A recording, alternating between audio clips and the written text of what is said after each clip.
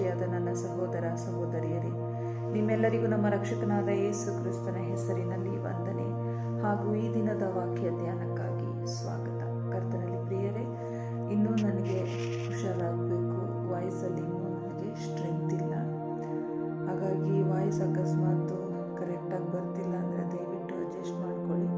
ಆದಷ್ಟು ಬೇಗ ದೇವರ ಕೃಪೆಯಿಂದ ನಾನು ಬಲ ಹೊಂದಿ ನಿಮ್ಮೆಲ್ಲರಿಗೂ ಇಷ್ಟವಾಗೋ ರೀತಿಯಲ್ಲಿ, ಅರ್ಥವಾಗೋ ರೀತಿಯಲ್ಲಿ ಸ್ವರ ಎಳೆದು ವಾಕ್ಯ ಸಂದೇಶ ಕೊಡೋದಕ್ಕೆ ಖಂಡಿತ ಪ್ರಯತ್ನ ಮಾಡ್ತೀನಿ. ದಯವಿಟ್ಟು ಇವಾಗ ಅಡ್ಜಸ್ಟ್ ಮಾಡ್ಕೊಳ್ಳಿ. ಕರ್ತನಲ್ಲಿ ಪ್ರಿಯರೇ, ಪ್ರಾರ್ಥನೆ ಮಾಡಿಕೊಳ್ಳೋಣ.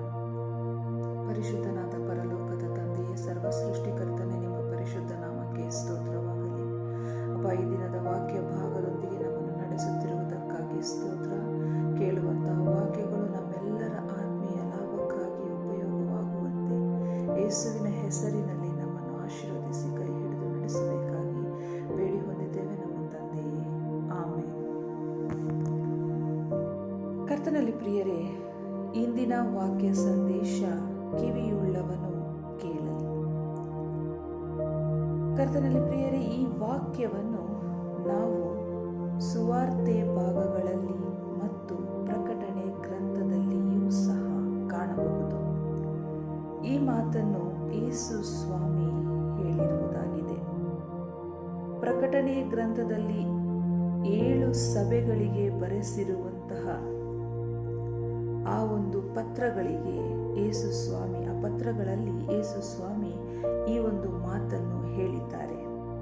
ಅದೇನಪ್ಪ ಅಂತಂದರೆ, ದೇವರಾತ್ಮನು ಸಭೆಗಳಿಗೆ ಹೇಳುವುದನ್ನು ಕಿವಿಯುಳ್ಳವನು ಕೇಳಲಿ ಅಂತ.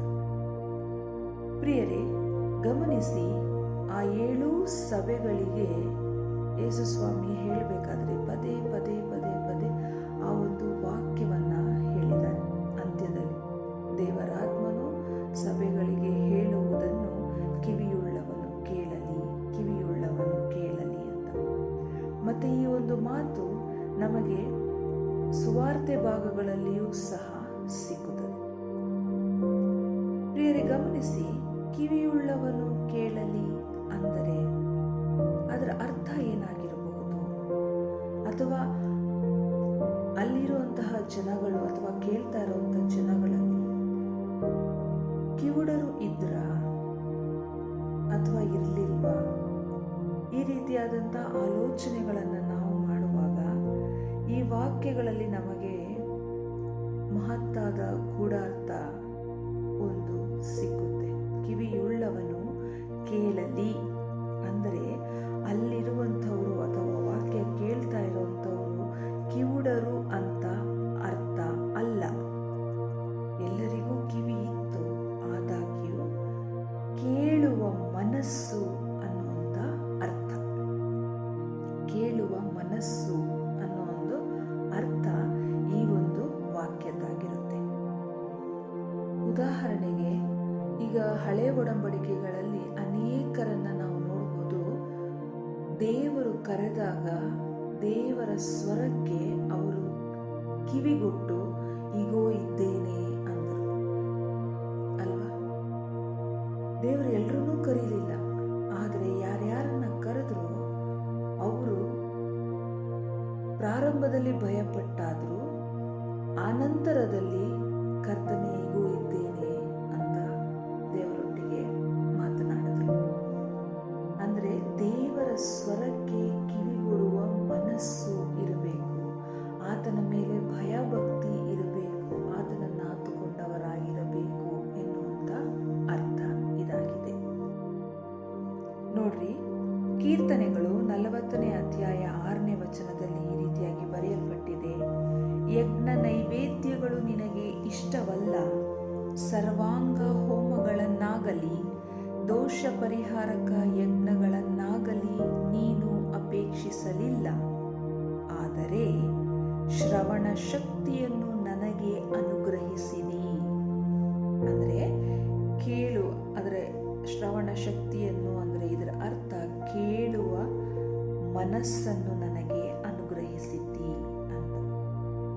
ನೋಡಿ, ಯೋಬನ ಪತ್ರಿಕೆ 33ನೇ ಅಧ್ಯಾಯ 14 ಮತ್ತು 16ನೇ ವಚನ: ದೇವರು ಮಾತಾಡುವ ರೀತಿ ಒಂದುಂಟು, ಹೌದು ಎರಡುಂಟು. ಮನುಷ್ಯನಾದರೂ ಲಕ್ಷಿಸುವುದಿಲ್ಲ. ಗಮನಿಸಿ, ಮನುಷ್ಯನಾದರೂ ಲಕ್ಷಿಸುವುದಿಲ್ಲ ಅಂದ್ರೆ ಆ ಕಡೆ ಗಮನ ಕೊಡೋದಿಲ್ಲ ಅಂತ.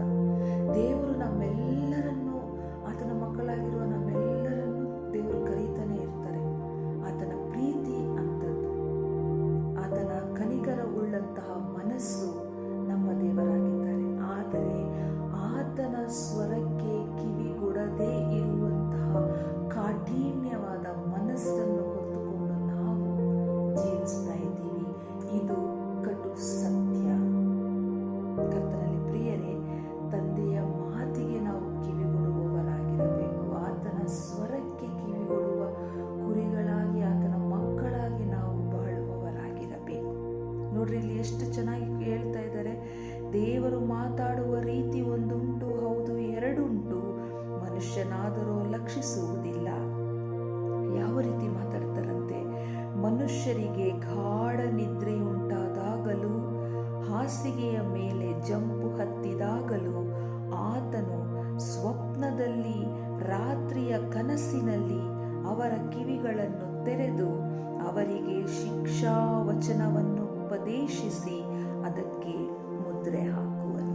ಆಮೇಲೆ ಕರ್ತನಲ್ಲಿ ಪ್ರಿಯರೇ, ನೋಡ್ರಿ, ಅನೇಕರಿಗೆ ಈ ರೀತಿಯಾಗಿ ನಿದ್ದೆ ಮಾಡಬೇಕಾದ್ರೆ ಸ್ವಾಮಿ ಕರೀತಾರೆ. ಅವರು ನಿದ್ದೆಯಿಂದ ಎಚ್ಚೆತ್ತು, ಇಗೋ ಕರ್ತನೆ ಇದ್ದೇನೆ ಅಂತ ಹೇಳಿದ್ದಾರೆ.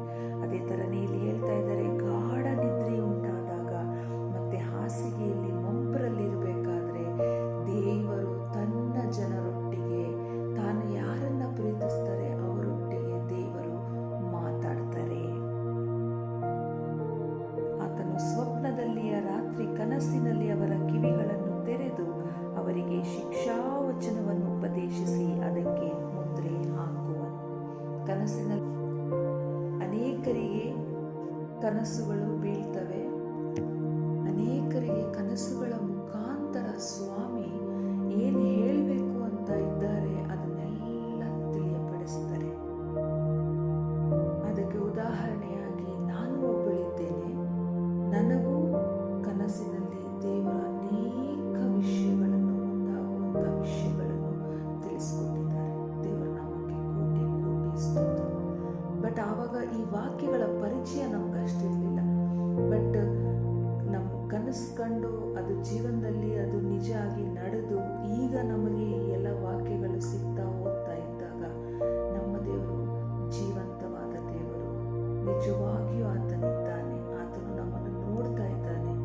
ಆತನು ನಮ್ಮ ಪ್ರಾರ್ಥನೆಗೆ ಕಿವಿ ಕೊಡ್ತಾ ಇದ್ದಾನೆ. ನಮ್ಮನ್ನು ಅಪಾರವಾಗಿ ಪ್ರೀತಿಸುವಂಥ ಮಹಾ ಕರುಣೆಯುಳ್ಳ ತಂದೆಯೇ ನಮ್ಮ ದೇವರು ಅನ್ನುವಂಥ ಸತ್ಯ ನಮಗೆ ಅರಿವಾಗುತ್ತೆ.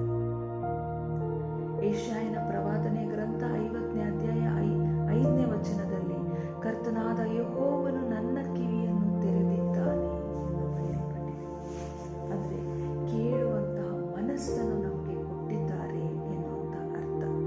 ಕರ್ತನಲ್ಲಿ ಪ್ರಿಯರೇ, ಕೇಳುವಂತಹ ಮನಸ್ಸು, ಆತನ ಧ್ವನಿಗೆ ಕಿವಿಗೊಡುವಂತಹ ಮನಸ್ಸು, ಆತನಲ್ಲಿ ಭಯ ಭಕ್ತಿ ಉಳ್ಳಂಥ ಮನಸ್ಸು ದೇವರು ಆತನ ಕೃಪೆಯಿಂದ ನಮಗೆ ಅನುಗ್ರಹಿಸಿದ್ದಾರೆ. ಆಮೇಲೆ ದಾನಿಯೇಲನ ಪ್ರವಾದನೆ ಗ್ರಂಥ 12ನೇ ಅಧ್ಯಾಯ 10ನೇ ವಚನ, ಅನೇಕರು ತಮ್ಮನ್ನು ಶುದ್ಧೀಕರಿಸಿ ಶುಭ್ರ ಮಾಡಿಕೊಂಡು ಶೋಧಿತರಾಗುವರು, ದುಷ್ಟರು ದುಷ್ಟರಾಗಿಯೇ ನಡೆಯುವರು. ಪ್ರಿಯರೇ ಗಮನಿಸಿರಿ, ಅನೇಕರು ತಮ್ಮನ್ನು ಶುದ್ಧೀಕರಿಸಿ ಶುಭ್ರ ಮಾಡಿಕೊಂಡು ಶೋಧಿತರಾಗುವರು. ಶುಭ್ರ ಮಾಡಿಕೊಂಡ ಮೇಲೆ ಶೋಧಿತರಾಗ್ತಾರೆ. ಈ ವಾಕ್ಯಗಳನ್ನ ನಾವು ಅನೇಕ ಕಡೆ ನೋಡ್ತೀವಿ. ಯಾಕೆಂದರೆ ಕ್ರಿಸ್ತನಲ್ಲಿ ಸದ್ಭಕ್ತರಾಗಿ ಜೀವಿಸುವುದಕ್ಕೆ ಮನಸ್ಸು ಮಾಡುವವರೆಲ್ಲರೂ ಹಿಂಸೆಗೊಳಗಾಗುವರು ಅಂತ ಬರೆಯಲ್ಪಟ್ಟಿದೆ. ಹಾಗಾಗಿ ನಾವು ಕ್ರಿಸ್ತನವರಾಗಿ, ಆತನ ಮಕ್ಕಳಾಗಿ, ಆತನ ಸ್ವರಕ್ಕೆ ಕಿವಿಗೊಟ್ಟು ಆತನು ತೋರಿಸುವ ದಾರಿಯಲ್ಲಿ, ಆತನು ನೀಡಿರುವ ಬೆಳಕಲ್ಲಿ ನಾವು ನಡೆಯಬೇಕು ಅಂತ ನಮ್ಮನ್ನು ನಾವು ಎಷ್ಟು ಶುದ್ಧ ಮಾಡಿಕೊಂಡು ಸನ್ನದ್ಧರಾಗಿ ನಿಲ್ತಿರೋ, ನಾವು ಅಷ್ಟರ ಮಟ್ಟಿಗೆ ಶೋಧಿತರಾಗ್ತೀವಿ ಅನ್ನೋದು ಈ ವಾಕ್ಯಗಳು ನಮಗೆ ತಿಳಿಸ್ಕೊಡ್ತಾ ಇದೆ. ಅಂದರೆ ದೇವರ ಪ್ರೀತಿಯನ್ನು, ದೇವರ ಕೃಪೆಯನ್ನು ಅರಿತು ಆತನ ಇರುವಿಕೆಯ ಅನುಭವ ಉಂಟಾಗಿ ಆತನ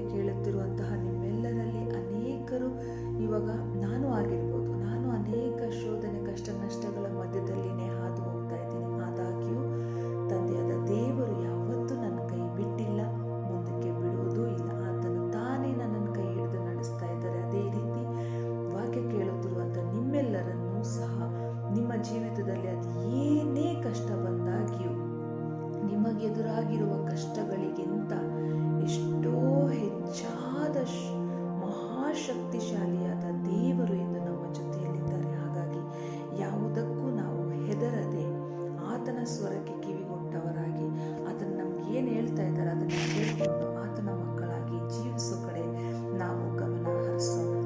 2 ಕೊರಿಂಥದವರಿಗೆ ಬರೆದ ಪತ್ರಿಕೆ 4ನೇ ಅಧ್ಯಾಯ 3ನೇ ವಚನದಲ್ಲಿ ಈ ರೀತಿಯಾಗಿ ಬರೆಯಲ್ಪಟ್ಟಿದೆ, ನಾವು ಸಾರುವ ಸುವಾರ್ತೆಯು ಕೆಲವರಿಗೆ ಮರೆಯಾಗಿರುವುದಾದರೆ ಅದು ನಾಶನ ಮಾರ್ಗದಲ್ಲಿರುವವರಿಗೆ ಮರೆಯಾಗಿದೆ. ಪ್ರಿಯರೇ, ಸುವಾರ್ತೆ ಯಾರಿಗೆ ಮರೆಯಾಗಿದೆ ಅಂದರೆ ನಾಶನ ಮಾರ್ಗದಲ್ಲಿರುವವರಿಗೆ. ಈಗ ನಮಗೆ ಸುವಾರ್ತೆ ಪ್ರತಿದಿನ ಕಿವಿಗೆ ಬೀಳ್ತಾ ಇದೆ ಅನ್ನೋದಾದರೆ ನಾವು ರಕ್ಷಣೆ ಮಾರ್ಗದಲ್ಲಿದ್ದೀವಿ, ಮತ್ತೆ ಆ ಮಾರ್ಗದಲ್ಲಿ ನಾವು ಇನ್ನೂ ದೃಢವಾಗಿ ಜೀವಿಸಬೇಕು ಅನ್ನೋದೇ ತಂದೆಯಾದ ದೇವರ ಕರೆಯಾಗಿದೆ. ಹಾಗಾಗಿ ಕಿವಿಯುಳ್ಳ ನೀವೆಲ್ಲರೂ ಸಹಿತ, ನಾವೆಲ್ಲರೂ ಸಹಿತ ಆತನ ಸ್ವರಕ್ಕೆ ಕಿವಿಗೊಟ್ಟವರಾಗಿ ಆತನ ಮಕ್ಕಳಾಗಿ ಬಾಳೋಣ. ನೀತಿಯ ನಿಮಿತ್ತ ನಮ್ಮ ಜೀವನದಲ್ಲಿ ನಮಗೆ ಉಂಟಾಗುವ ಎಲ್ಲ ಕಷ್ಟ ನಷ್ಟಗಳ ಮಧ್ಯೆ ಆತನ ಮೇಲಿರುವ ನಂಬಿಕೆಯನ್ನು ಕಳೆದುಕೊಳ್ಳದೆ, ನಂಬಿಕೆಯಲ್ಲಿ ಬಿದ್ದು ಹೋಗದೆ ಆತನನ್ನು ದೃಷ್ಟಿಸುವವರಾಗಿರಬೇಕು. ನಂಬಿಕೆಯಿಂದಲೇ ನಾವು